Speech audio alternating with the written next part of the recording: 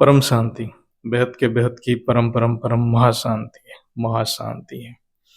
आज हम एक बहुत ही सुंदर चर्चा करेंगे श्रीमद् भगवद गीता के जो कर्म का सिद्धांत है उसके ऊपर चर्चा करेंगे।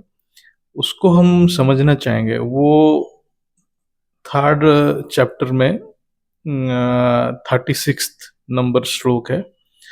उससे लेके हम लास्ट तक मतलब 43rd या 44th श्लोक तक ही पूरा चर्चा करेंगे। तो उसमें कृष्ण ने जब अर्जुन के साथ अर्जुन को जो ज्ञान दे रहे थे, तो अर्जुन ने कृष्ण को पूछा कि अ, जो मनुष्य जो ना चाहते हुए भी पाप में क्यों लिप्त रहता है, यानी पाप का आचरण क्यों करता है। तो इस प्रश्न का उत्तर बहुत सुंदर से दिए हुए हैं कृष्ण ने भगवत गीता में। ये बेहद की पुरुषार्थी के लिए भी बहुत जरूरी है। तो पहले एक वीडियो में मैं बताया था, जो हमने चर्चा भी किए हुए थे, कि मनुष्य आत्मा जो धरती के ऊपर है वो कर्म करने के लिए बेबस है, यानी हर अवस्था में कर्म करने के लिए बेबस है। जब तक वो भावातीत, गुणातीत और कर्मातीत नहीं बनता है, वो प्रकृति के बस में रहते हैं, तो प्रकृति उनसे कर्म करवाता रहता है। यानी प्रकृति अपने गुणों द्वारा आत्माओं से कर्म कराता रहता है। मनुष्य चाहते हुए भी अपने आप को रोक नहीं पाता है। ये प्रकृति माया इतना शक्तिशाली है। प्रकृति मन बुद्धि संस्कार के द्वारा इतना तीव्र गति से कार्य करता है कि वो मनुष्य समझ ही नहीं पाता है कि वो क्या कर रहा है। लेकिन जब भी कोई सफलता मिलता है तो बोलता है कि ये मैं किया हूँ। ऐसा ऐसे ही असफलता में दुखी भी हो जाता है, महसूस करता है। ये अज्ञानता है। असल में यही अहंकार है। मैं कर रहा हूँ, मैं कर रहा हूँ, क्यों सब कुछ। लेकिन ज्ञान के हिसाब से देखा जाए तो प्रकृति ही सब कुछ कराता है। आत्मा बेवश है। जो प्रकृति के जो गुण हैं, रजो तमो सत्व, तीन गुण के प्रभाव में वो अपने आप कर्म करवा लेता है। तो यहाँ पाप को व्याख्या करने के लिए श्री कृष्ण ने कह रहे हैं, बहुत अच्छा एक्सप्लेनेशन दे रहे हैं।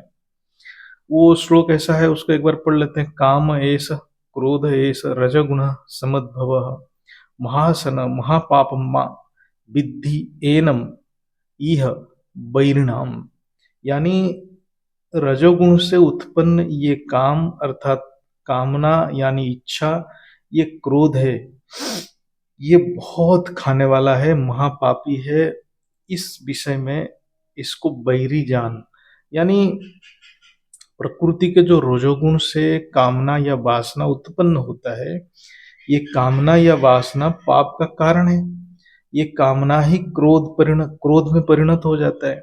ये बहुत खतरनाक है। यानी ये आत्मा की इतना पतन कर देता है कि इसको पापी बना देता है। कामाग्नि यानी कामना यानी इच्छा से पाप का सर्जन होता है।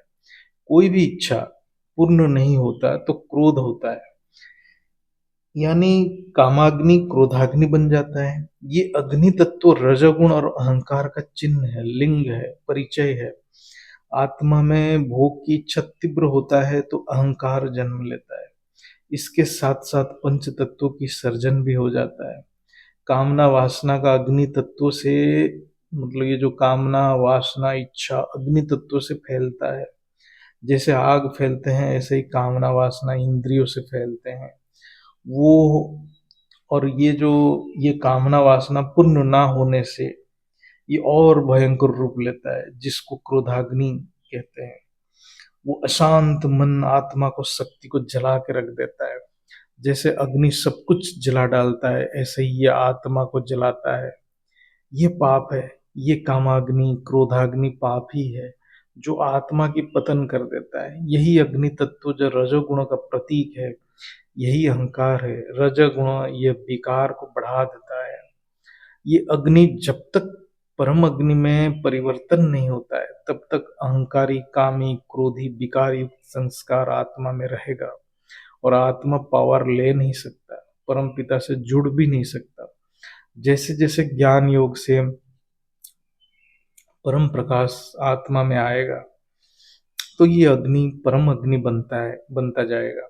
तो अहंकार, काम, क्रोध खत्म होता जाएगा। यानी परम तत्वों का परसेंटेज बढ़ेगा तो ये सारे विकार युक्त संस्कार खत्म हो जाएगा। ये ज्ञान मार्ग है, हर प्रोसेस को समझना जरूरी है। पाप यानी जो कर्म आत्मा को अपने रचयिता से दूर कर देता है, जिसको आत्मा का पतन कहा जाता है, वो है कामना, वासना या इच्छा। इसलिए ज्ञान मार्ग में भी ये कहा गया है, इच्छा मात्रम अविद्या। ये इच्छा ही संकल्प बनता है, फिर कर्म बनता है। तो इसका तात्पर्य है कि ना तो मनुष्य से ईश्वर पाप कराता है, ना समय पाप कराता है, ना परिस्थिति पाप कराता है, ना कलयुग पाप कराता है।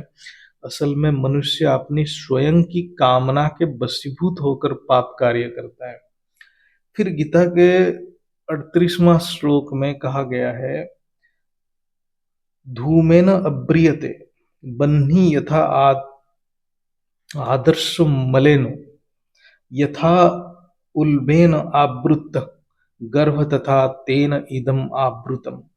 जैसे धुएं से अग्नि और मैल से दर्पण ढका जाता है, जैसे जेर से गर्भ ढका जाता है, ऐसे ही उस कामना के द्वारा ये ज्ञान विवेक ढका हुआ है। यही अविद्या है, यही माया है। यानी इच्छा ही माया का जन्म देता है। बुद्धि सात्विक है तो बुद्धि में ज्ञान रहता है, तो क्या कर्तव्य क्या कर्तव्य है वो आत्मा को पता चलता है। जो राजसिक बुद्धि है वो डिसाइड नहीं कर पाता क्या करना चाहिए या नहीं करना चाहिए। यही रजोगुण है। कामना का सर्जन होता है, यानी मुझे ये चाहिए। रजोगुण मतलब वो हर सुख पाने के लिए धरती के ऊपर भागा दौड़ी करता रहता है। तामसिक बुद्धि से तो विपरीत ज्ञान होता है, वो तो पूरा उल्टा ही काम करता है। तो परम सात्विक बुद्धि यानी परम शुद्ध बुद्धि से ही विवेक जागृत होता है, फिर आत्मा उसके बाद गुणातीत हो जाता है। लेकिन पहले विवेक जागृत होना पड़ेगा, परम शुद्ध अवस्था को बुद्धि को लेना ही पड़ेगा, तभी उसके बाद आत्मा सारे गुण को छोड़ देता है। लेकिन रजोगुण विवेक बुद्धि को ढक देता है। रजोगुण ही इच्छा का कारण है। जैसे धुएं अग्नि को जेर से गर्भ ढक जाता है, तो उस समय पता नहीं चलता है कि वो लड़का है कि लड़की है, उसके पेट में गर्भ में क्या है।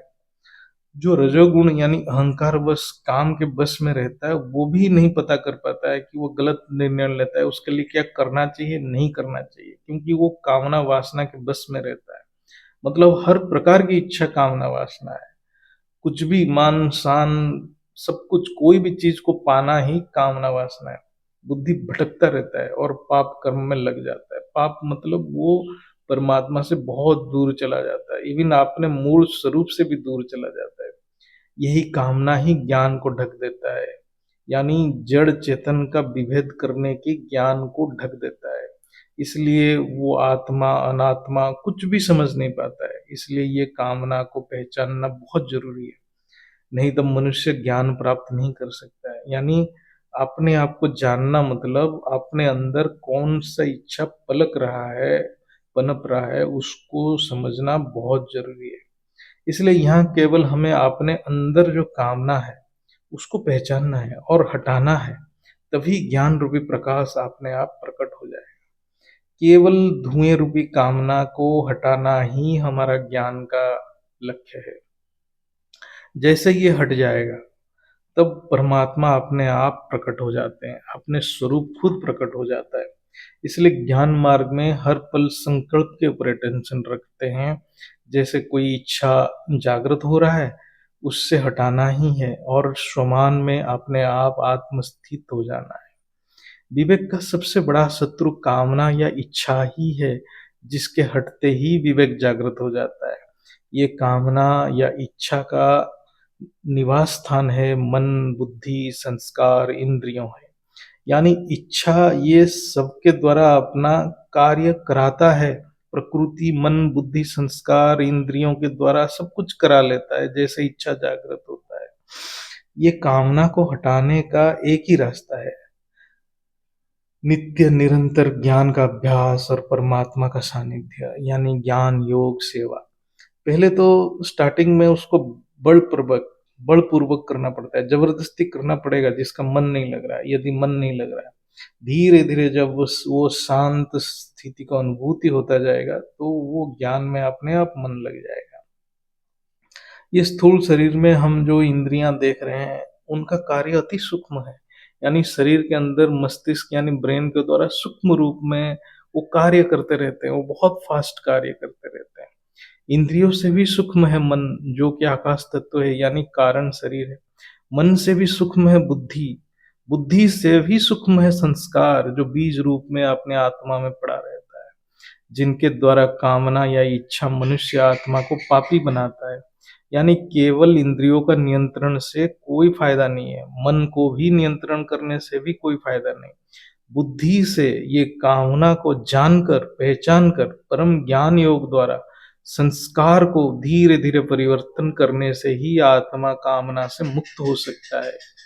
असल में संस्कार परिवर्तन ही तत्व परिवर्तन है। ये बात गीता के 3rd चैप्टर में, जो तृतीय अध्याय में जो कर्म योग की बात बताया गया, ये 36वां श्लोक से 43 श्लोक तक है। यहाँ तो मैं यहाँ हम जो चर्चा किए हैं ये बेहद की ज्ञान के हिसाब से है। कोई देखना चाहे पढ़ना चाहे तो उसको पढ़ सकता है, लेकिन यहाँ जो व्याख्या हमने जो चर्चा किए हैं ये तो हम बेहद की ज्ञान से किए हैं। जो बेहद की पुरुषार्थी के लिए क्या चाहिए वो हम चर्चा किए हुए हैं, तो इसको समझने से सभी का कल्याण होगा। और बेहद की दादाजी ने हमें जो ज्ञान दिए हैं उसको प्रैक्टिकल में लाने के लिए हमें बार बार अभ्यास करना पड़ेगा। यही पुरुषार्थ है। पुरुषार्थी को पुरुषार्थ के अलावा और कुछ सोचना भी नहीं चाहिए। ज्ञान योग सेवा धारणा अपने आप हो ही जाएगा। और माँ जी के वाणी में भी ये बात बहुत बार आता है, जो क्रोधाग्नि मतलब अग्नि तत्व, वो अग्नि तत्व परम अग्नि में जब तक परिवर्तन नहीं हो जाता तब तक ये विकार हमारे अंदर ही आत्मा में आत्मा को जलाता रहेगा।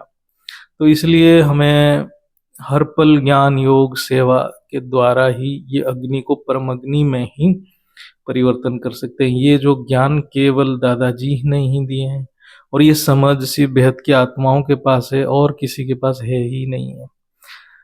तो ये हमें सभी आगे की ओर बढ़ाए, यही हम संकल्प करके आगे बढ़ते रहेंगे। परम शांति बेहद के